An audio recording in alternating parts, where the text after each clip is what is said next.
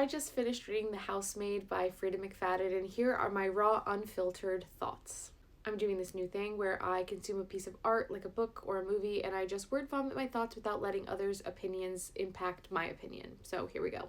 This is my first time actually reading a Frieda McFadden book. I have listened to, I believe, 4 of her books on audiobook. My biggest issue with Frieda McFadden's stories that I have read or heard thus far is that I have a hard time getting past the fact that a lot of the characters just seem to make really poor decisions repeatedly, and I just find myself yelling at the characters in my head being like, God, like, make a different decision. Like, hello? What I will say is The Housemaid, I felt that the least. The Housemaid is by far my favorite Frieda McFadden book that I have experienced, and I'm wondering now as I'm saying this if that is because I read it as opposed to listened to it. And to be completely honest with you, I wanted to read The Housemaid because the movie is coming out and I plan to see it with Sydney Sweeney, Amanda Seyfried, and Brendan Sklenar. I want to be able to talk my shit.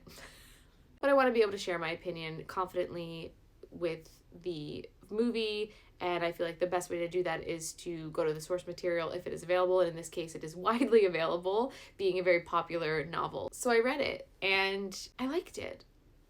Mystery thriller is my favorite genre, and to be honest, at this point, it's kind of all I'm reading. I'm not going to give any spoilers, but if you've read any Frieda McFadden or you know the genre at all, you know that there's a twist coming. And when I first realized what the twist was, I was very underwhelmed.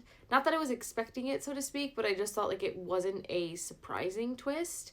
However, the way that the twist unfolded and the way that the rest of the story played out, I thought was very satisfying and not super expected. And overall, I liked it. I enjoyed it. It didn't change my life, but I felt like it was an entertaining read. It was a pretty quick read for me. I read it in about a week and a half, and I read before I go to bed for the most part, so depending on how tired I am, I sometimes only get through 15 minutes of reading before I pass out. I actually finished it today during the day because I wanted to finish it and like figure out what happened.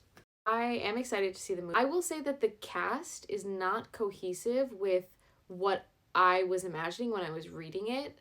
Also, I'm very curious to see if there's any changes in the movie that make the cast make a little bit more sense, but we'll see.